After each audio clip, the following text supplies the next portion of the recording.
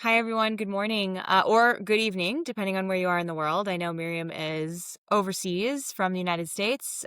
So, with that, this is Beyond Max Q. I'm your host, Mollie Jahner.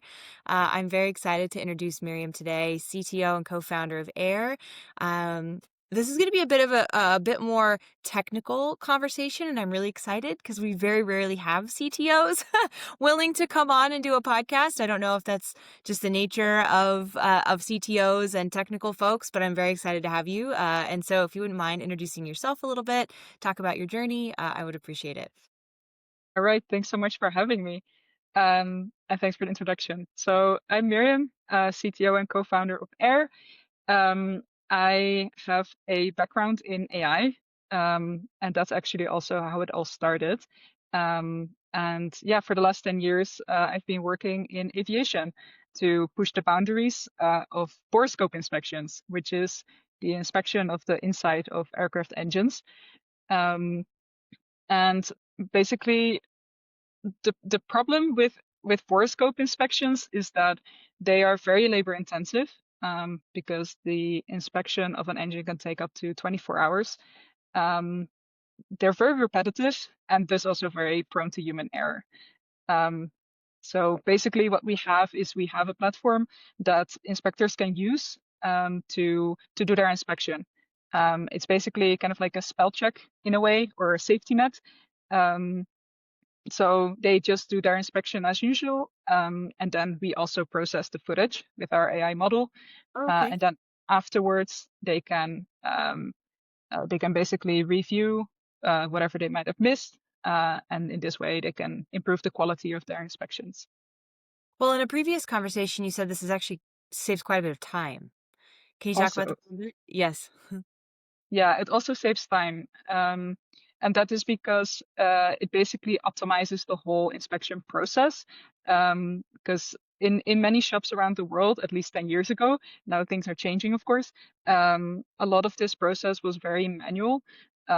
So basically, after inspectors had done their inspection, they would have to go back, upload all of the images and the videos, and then make a report, usually in a Word template.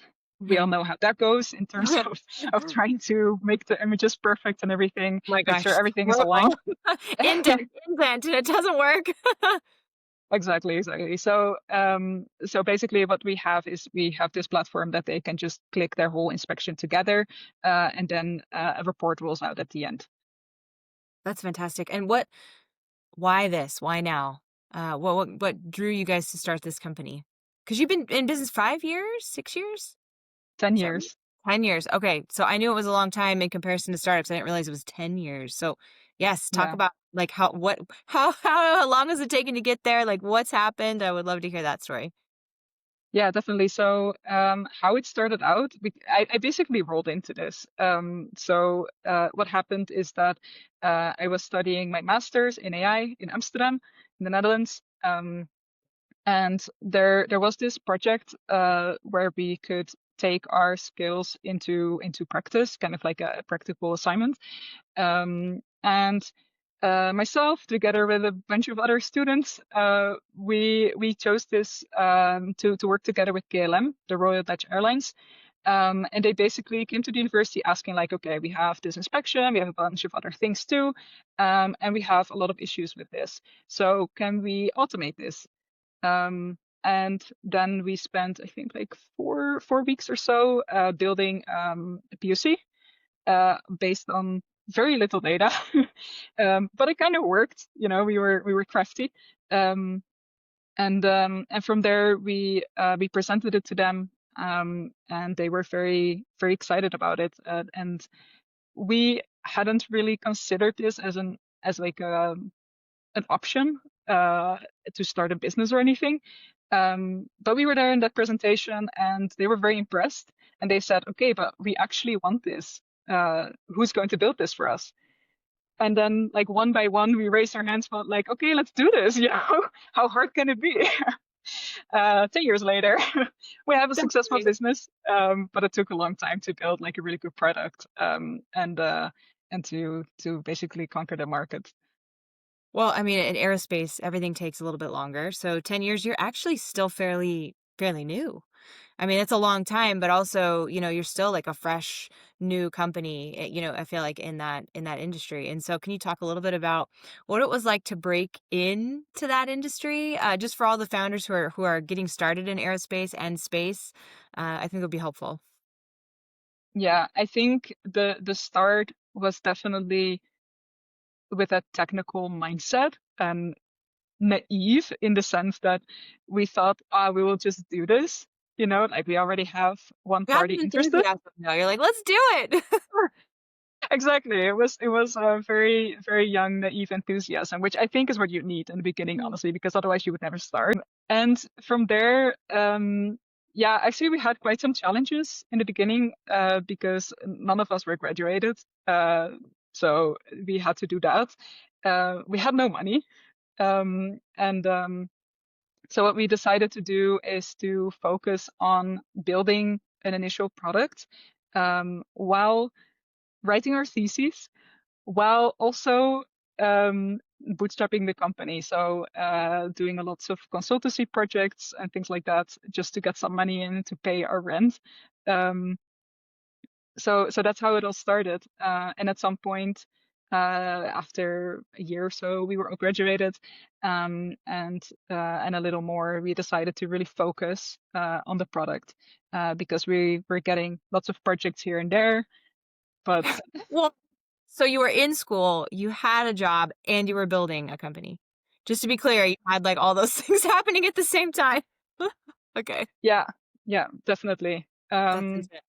Yeah, and then I also decided to publish my master thesis at a conference. Why not? So it was an interesting year. I Years. bet. Do you even remember it? It's probably just a blur. Like, what happened? Oh my gosh. Pretty much, pretty much. What was your thesis on? What was your paper on? Oh, it was about active learning. So that's basically the process of having a human in the loop, so a human oracle, let's say, um, to get to a model quicker from by selecting certain types of data that is especially interesting to learn from. Um, and this, of course, was very relevant to everything that we do at Air, because we also have a human in the loop, the inspector. So we still, to this day, have a feedback loop where we take very interesting data from inspections that have been done, compare it to the model output, and just train based on that data again.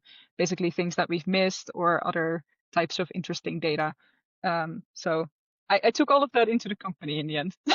Well, I mean, you're talking about human in the loop like 10 years ago. That's groundbreaking because now everyone's like, oh, human in the loop. Like it's just kind of a normal thing. And, people are talking about it, AI this, AI that, but you were doing it 10 years ago. What was it like kind of having those conversations when they were still very groundbreaking?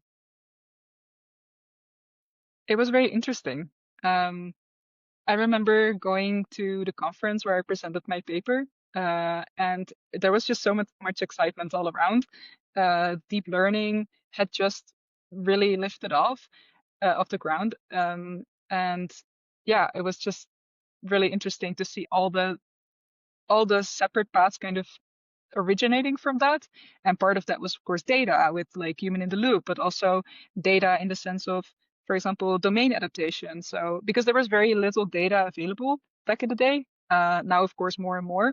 So there were all these techniques to make the most out of the little data that you had, by transforming it to from one domain to the other, and or from synthetic data to a real domain, things like that. And that was super exciting. Yeah, definitely. And if you had to write it today, would you change anything? Or would you keep it relatively the same if you had to rewrite your paper today? Oh, Given everything that we know, everything you've gone through. I mean, knowing, there's always, research always builds on top of each other. So, if I would have to write a paper about human in the loop today, obviously it would be different. Um, but knowing what I knew back then, no, I think it was the way I wanted to write it.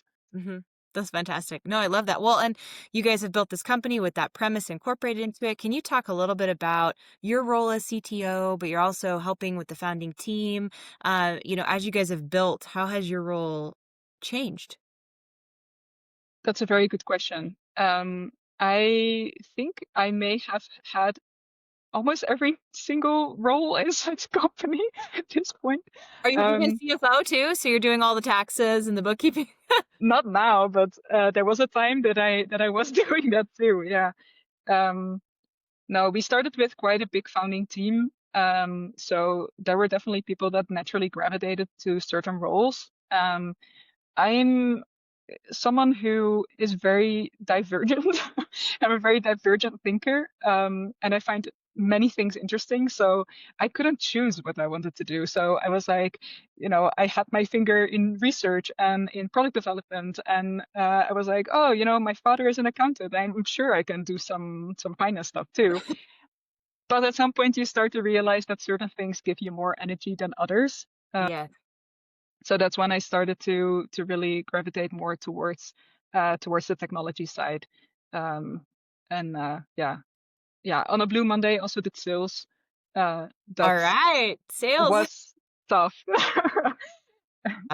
It is. especially as a woman in this industry. Yes. Yeah. Actually, let's talk about that for a second. So, I mean, sales and marketing in this, in aerospace, there's definitely more females and there's definitely female founders. But when you go into like the tech side of the house, there's very few, I feel like, women that are in leadership positions. Can you talk a little bit about how you've encountered, what you've encountered? Yeah, that's a very good question. So it's um, kind of lonely at times, for sure. Um, I feel like along the way, I've had to either conform or, like maybe not being taken seriously or be scrutinized. It's a tightrope that I'm constantly walking. I'm getting more comfortable with it. I'm getting better at it too, but it's definitely not easy. Because on the one hand, there's these very low expectations from a person like me, and on the other hand, also very high expectations. So I'm either not being taken completely seriously, or I just don't fit into the male stereotype. Um, so I'm expected to maybe behave more like them. Mm-hmm. Um, and this doesn't Channel your happen all the time. masculine energy, Yeah, exactly, essentially. exactly. And Yes. I've definitely gone through this evolution of trying to fit in, to realizing that that's just not me, and it takes so much energy from me, and it just makes me smaller. To really, trying to be more my authentic self, and seeing also all the power and all the skills that come with that. You know, so Yeah. I mean, yeah, you're crazy qualified, you're brilliant, and you've built this company over the last 10 years. So, I mean, you're fantastic. I'm gonna shout it out because you are. And I think, but it's really tough. It is, it's tough. And I do think that the industry is changing, which is good. And I do see more amazing women founders and, women in leadership roles, but it is tough, when you're sitting around the table and maybe you're the only one. And communication styles and the places that were almost, I don't want to say allowed, but almost like from a sales and marketing perspective, a lot of that happens on golf courses, in cigar lounges, in places where historically it has not necessarily been, women invited into those places. And so that's been kind of that's tough. I don't know where CTOs hang out. That's just the sales and marketing side of the house, but I'm sure it's very behind similar. their computer. Yeah, but so it's a little bit more equitable in that sense. You don't know who I am, but I think that's really, you're not only groundbreaking in the tech that you're building, but also in your role, and that's really hard. And so I totally understand what you say when you're like, "Oh, it's kind of lonely out here, like I'm by myself." But I'm sure you have I mean, your team. Can you talk about like the founding team that's supporting you?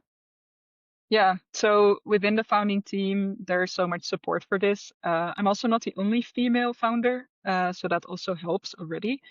And we've built this very open culture, very collaborative, with a lot of communication, feedback, things like that. And you just see that in the culture that we've built. So also many of the people that we've attracted along the way. And so internally, I don't really experience much of this, Which is which is great. great. It's definitely a blessing. Very grateful for that.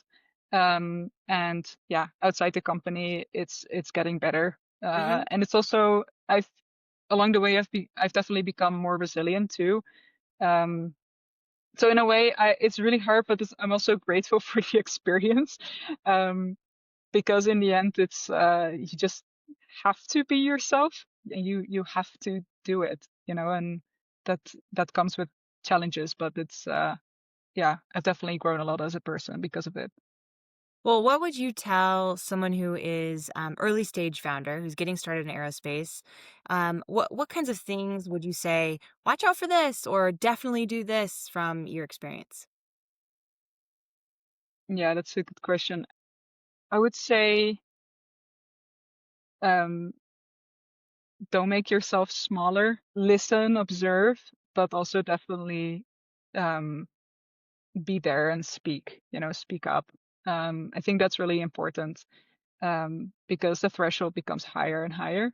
I know from experience. Um, yeah, definitely that. But it's definitely easier said than done Yes. when you're the only woman at the table and you're being half ignored and things like that. So, um, but hopefully there will be that woman also at the table there, and Yes. it's hard being the only one, I think. But when there's like two or more, it starts to get easier. So I hope that the industry changes in a way that there will be more women at the table. I love that. Well, and I love what you said about how do things that give you energy. And I would love for you to talk a little bit more about that, because I think, at least I know I have struggled in the past with trying to do everything and not taking a step back and realizing, hey, maybe I'm actually better suited for certain things and those things that give me energy. I would love for you to talk a little bit about what that looks like for you. Yeah. So for me, I touched upon it earlier briefly already. So one of the things that I also did was sales at some point, because we needed more um, resources there. We needed more power there, basically. And I was like, well, I will just learn it. Let's just do it. Um, and I realized that it's definitely I think I can be very convincing, but it doesn't give me energy. um, and I learned it the hard way, but at some point, actually having a burnout. Um, and from there, I realized, like, okay, you love big picture thinking, you love technology, you love building teams, empowering others. So what are you doing? So yeah, from there, I was like, okay, I think that a role like this would suit me better. And it was up and up from there. Obviously, there are days that I have to do things that don't give me much energy. Um, Technology also comes with things like compliance or certain more detail-oriented things. But in the end, it's just buffering through that sometimes, Yes. and at the other times being smart and delegating to people that do get energy from that or are better at that. So yeah, that's basically how I go about that. Yeah, no, I love that. I would love for you to talk too a little bit about what the next year looks like for air. Ooh, what the next year looks like for Air. So with the customer base that we have built so far, I feel like we're starting to gain this critical momentum, where we're we really want to move on to basically the next part of the long-term vision. So far we have built this huge data set, I believe the biggest one in the market, of structured labeled data of Borescope inspections, so of the inside of the engine. Um, we have like a user base that uses our product, so more and more data comes in. And what's super exciting about this is that by becoming a global standard for these kind of engine inspections, um, we basically enable the market or like our customers or whoever to um, to take this data and, for example, improve their digital twins, to really have this back to birth analysis of engines, and from there be able to, for example, predict better what kind of issues will occur within engines. Um, so that's super exciting. It's basically we don't want to be a data silo. So what we want to do is to offer this data back to customers to build their applications on top of. And we're seeing more and more traction there. So I'm very excited for that part. Yes, that's amazing. Well, and what does the next year look like for you within Air? Just keep building, keep improving the team, scaling our team and infrastructure, and work on really cool projects. Love it. That's amazing. Well, and is there anything we haven't covered that you would want to say to founders or funders in the audience? I know you guys aren't going for funding, but just anything in general that you want to communicate. I feel like if you have an idea of what you would want to create in the world, um, just go for it. Um, I didn't have any money and not we didn't have any knowledge of the aviation market. And we just went for it. And of course, there's a lot of hard work and resilience and also some luck along the way. Yes, But it's definitely worth it. I wouldn't have it any other way. I love it. Well said. Well, and we always end with what are you currently reading? That's a good question. I recently started a new book. I believe it's called The Great Cosmic Mother: Rediscovering the Religion of the Earth. Wow, that sounds like a heavy read. Is it intense? Is it a big book? It's not too big. Great. It's not too bad. No. No, that's Yeah, fantastic. it's basically about, well, what it says, rediscovering the old religion of the world. I'm very fascinated by the witches of old Europe and by like native cultures and shamanic practices and things like that. Um, it's just it gives a glimpse into another way of doing things, of being. Really? Um, And what I found, I mean, I'm not that far yet, but what I find interesting about this book is that it's basically looking at um, religions from before patriarchal society. So really focused on the mother goddess and things like that. And apparently there's a lot of archaeological evidence for this, which I had no idea about. I will definitely check the sources, but it's but it's very interesting to look into it. And apparently there's evidence for early female discoveries of fire and certain innovations in art and agriculture and things like that, based on the connection with the cycles of the earth and the moon, etc. So it's definitely interesting. I will Love keep that. you Well, I posted. love that it's so different. It's not like the standard like business book that we usually get, which I think is on the show. Like people say that, and I love that because you're also an inventor. And so thinking about like, people from the past who have invented and what that looks like is very interesting. So it's kind of cool how you can kind of tie that all together. So very neat. Yeah, Thank you very definitely. much. Well, I'll link everything in the description, including links for Air and for connecting with you. Thank you very much for your time today. I appreciate it. And I wish you nothing but the best. Thank you so much. Thanks for having me.